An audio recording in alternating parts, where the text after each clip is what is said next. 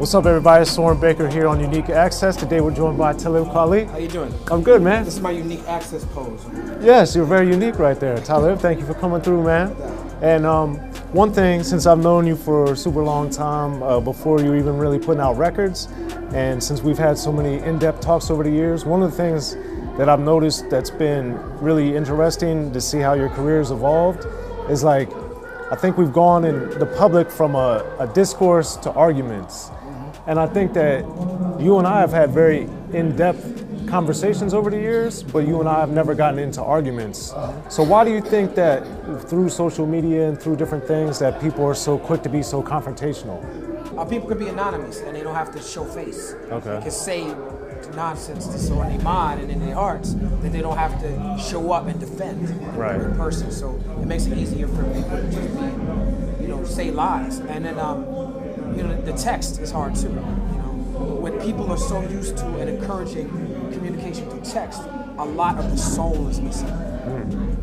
And do you think that, how do you find that you're able to kind of navigate that? Because a lot of people give you a lot of credit for it, but a lot of people obviously attack you or come at you or try to start a beef with you when it doesn't really seems like you're just trying to have a discussion as opposed to start a problem. Well, I definitely feel like online is a battleground, and I feel like the internet is a battleground for cultural issues, and it's hard for people because I also live this real life. As you see, I'm touring 250 days a year.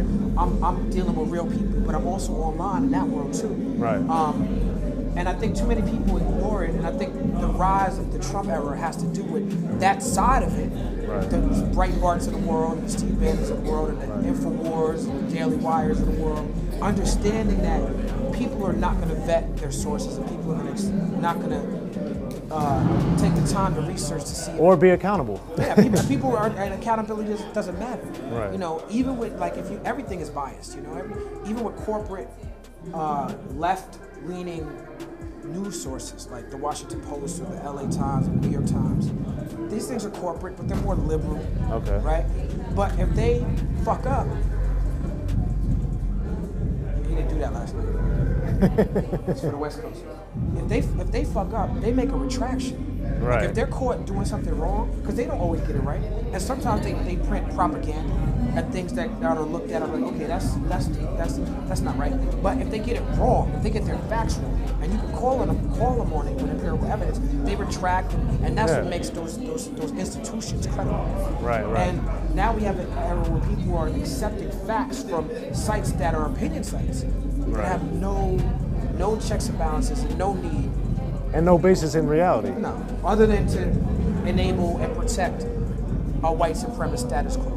Right. That's the only game plan. So as far as maintaining like the white supremacist status in America, with social media and with the evolution of how information is spread, how do you think that's evolved from, when we were growing up? Well, I mean, I honestly think that the people who are, it's become a lot more covert, a lot more coded. When I grew up, you rode a bike through the wrong neighborhood and white boys was like, you nigger, and it was like I had bottles thrown at me from, and I spent time in Brooklyn, I spent time in Connecticut, I dealt with in-your-face racism. That's why my interactions online, a lot of people get stressed out by that. And they'd be like, "Wow, could you? And I'm like, "That's nothing. I dealt with the shit that you get stressed out. I've dealt with that in real life when I was a kid and didn't even have the language or the capacity to even deal with it. I had to figure it out as a kid. Right. So now those people have moved on to the online platform. They're still in real life, and I'm not a kid no more, so I don't go through kid shit. But I go through it as an adult. I had a show canceled in Germany because I took a pro-Palestinian position. Right. Yesterday at the hotel in Phoenix, Arizona, a guy, they thought that they made a mistake with my credit card. It was their fault, but they came and banged on my door. And then when I was like, no, I'm not leaving my room, I'm paying for this room, they threatened to call the police on me. And I was in my underwear, and I had to go downstairs, and I had to tell the dude, I was like, you were scared of me because I'm a black man. How? I didn't curse at him. I didn't threaten his life, nothing. And immediately, 3 questions in to a room, and I'm paying for 7, 8 rooms 2 nights in this hotel Right. for my credit card. You know what I'm saying? Like, and he's like, yo, you gotta go. And if you don't leave, I'm calling the police. Right. Immediately, like how you treat a customer in the store. Yeah. You know what I'm saying? Like, so it's not your status in life, whether or not you got $800,000 in the bank account, don't actually matter. Right. When it comes to systemic oppression. Yeah, and it's interesting because, you know, as Malcolm X said, you know, if you want to hide something from black people, put it in a book. Now, how do you think that that's evolved with online? Because the information seems like it's more accessible, but it also seems like it's harder to actually find. Well, it's like anything. It's like Google. You can't win an argument. You can't tell somebody we'll Google it because they might Google some bullshit. True. You can't navigate how they gonna Google. Right. You know what I'm saying? Like you can't. Like it's like Serato. Anyone can have Serato. Right. Not everybody's gonna be a good DJ just because you got that program. Right, you still got to know your music in order to be able to use that tool properly. So the same thing. That's what Malcolm was alluding to is that people could read, be literate technically, and have access to information, but we live in a system that convinces us that it's wrong to be smart and it's wrong to be informed, and that's quite on purpose. One thing that I think that's been great about the evolution of your career is how you've grown from being an artist into now being an executive, putting out different artists, having your own tours and different things. So for you, and I know from talking to you over the years about all these different things and Gutter Rainbows, et cetera, when you launched your label, that I wanted to know from you, like, now that you've gone through that and experienced it and everything, what were 2 or 3 pivotal moments as a businessman that kind of like clicked with you to be like, oh man, you know, here's how I can build my brand and become something bigger than I realized I could? Definitely working with 3D. Okay. Working with Drew Ha and Noah. They from Duck Down, but they have a distribution company called 3D. And that Gutter Rainbows project, I did it with them, and that was a success for me. So I learned a lot working with those guys. Right. Ryan Leslie. Okay. Ryan Leslie and his company, I think it's called Disruptive Media. Right. They helped me realize the vision for Quality Club. Okay. QualityClub.com is very important to me. It's where I sell my wares and my music and have free downloads and everything. And then meeting Nico. Meeting Nico is, I don't know if you met Nico is, or he's over here somewhere. But meeting Nico and K-Valentine, and you know other artists like Jessica Care Moore and Corey Moe. These are people who I already knew. Right. But meeting younger, newer artists, they gave me a new charge, and they made me want to invest my money in things other than me. Okay. And that was important for me to see how I could expand my brand by lending my blueprint out to artists who I had faith in. Right. And you've obviously, through your work and interviews and everything, making songs about Lauryn Hill and praising women in rap. Obviously, with K-Valentine now, you're actually putting out females and everything. So with that, why do you think it's important to champion women in rap? I mean, I think that women in general make music from a more natural, organic place than men. Okay. That's just my personal opinion. You know what I'm saying? But beyond that, I think that the balance, hip hop is not represented properly. Women love hip hop, and hip hop don't give enough back to women, and don't represent women in enough good lights. And I mean, through my whole career, when my first album, you know, we put Jane Doe on that album. Right. You know, I've worked with my first song that I ever came out with. My first feature was Bahamadia. Right. You know what I'm saying? Like Jean Grey is an artist that I worked with a lot. Extensively. You know, but that's anecdotal evidence. Right. It don't matter how many female MCs I work with. You know what I'm saying? Like the fact is that I try to look at it like beyond gender. I try to look at like who's dope. Right. And I think too often we have this gender lens on when it comes to hip hop. Okay. And then how is what you're doing now with your own stuff leading to building your brand, do you think, in ways that you didn't think about 5 or 10 years ago? I didn't care about making money 5 or 10 years ago, but I think that's a good thing. Okay. You know, I think that I wasn't supposed to be focused on making money. You know, now. Why is that? Because if my focus was making money, then it would take focus away from the art and being dope. You know what I'm saying? Why do you think you didn't think about blending the two more? Because if I did that, I would just be a mediocre MC instead of a great MC. Like if my focus was I'm gonna blend the business with the money, I'd be a fake Jay-Z. There's already Jay-Z, he's already brilliant at that. Right. Jay-Z is brilliant at I'm a businessman, capitalist, entrepreneur, hustler, right. but I'm also nice with this mic. I'm not that. I'm nice with this mic. You know what I'm saying? I gotta concentrate on that. You know what I'm saying? Right. Like, you know, I was on the phone with Chuck D today. Okay. He told me, Chuck D said, I'm not a businessman. He said, I'm an artist. I know this art. He said, I know, you know, how my personal, I know how to do my business. You know what I'm saying? But I'm not a business, I'm an artist. Now I feel that, you know what I'm saying? Like my goal is not to be good as a businessman. I'm good as a businessman to serve the art. Okay. I try to be good as a businessman to serve the art. Like I started Javoti Media because I needed a way to put the art out. You know what I'm saying? That's it.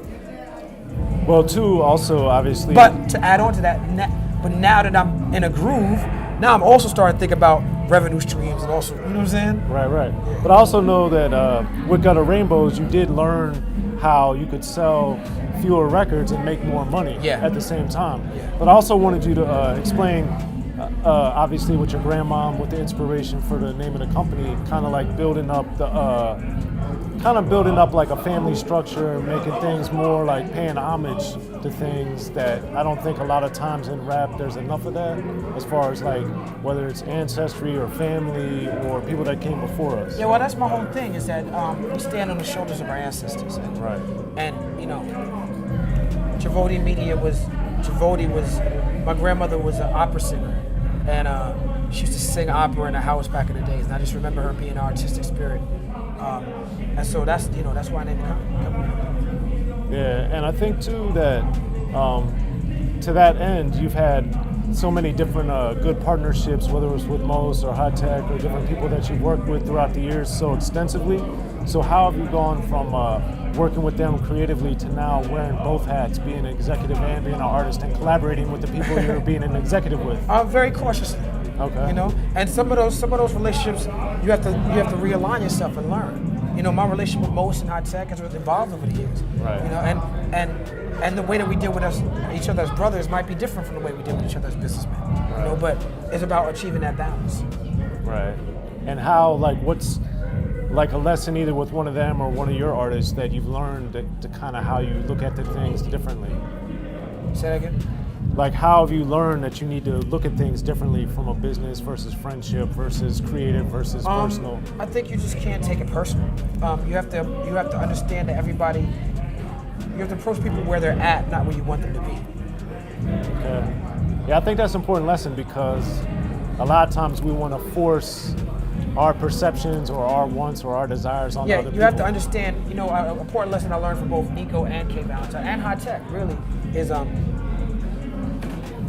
you have your vision, you might have your vision or your understanding, your idea of what somebody sounds like. Like when I first signed Nico, I would be giving him beats. Yo, here's a folder of beats, because I know what I'm doing. I'm Talib Kweli, of course I know what I'm doing. Right. But then he'd be like, I got beats for my crew. And I have to step back and realize I fucked with him because of what he was doing. Right. So why would I come in and try to say, well, I have a better way to do what you're doing? That was something I learned very early working with these new artists, and I understood why record companies do that. Because that happened to me a couple times. Right. When they come in and try to change your formula, it was like, well, you fucked with me because of what I was doing. So why not just let me do what I was doing? Right, right. You know, same thing with K-Valentine. Is, you know, it was like working on the mixtape, I would make suggestions that she would push back hard against, and we had to find a balance to whereas we could communicate, and because I had to understand where she was at and where her buttons were, and she had to understand where my buttons were. Okay, and then obviously now that you're more in, to that point, being more in creative control yourself with your own career, like what made recently the train of thought coming back with that, what made the right time to kind of put some of that stuff? Honestly, Quality Club is important to me, and I wanted to have product for that, and I said, here's a collection of songs that have never been for sale. Right. So I might as well put it out and make some money off of some of these people who have made money off of me. There you go. Yeah. Okay. That's what that project was. Gotcha. And there's gonna be a volume 2 to that because I want to make some more money off of it. As you should. Yeah, I don't know how much. I'm not gonna make that much money because people don't buy records anymore. There'll be a little bit of cash. I can pay a couple, a light bill or something. Right. Pay my light bill next month. The lights got to stay on, man. That's what it's all about.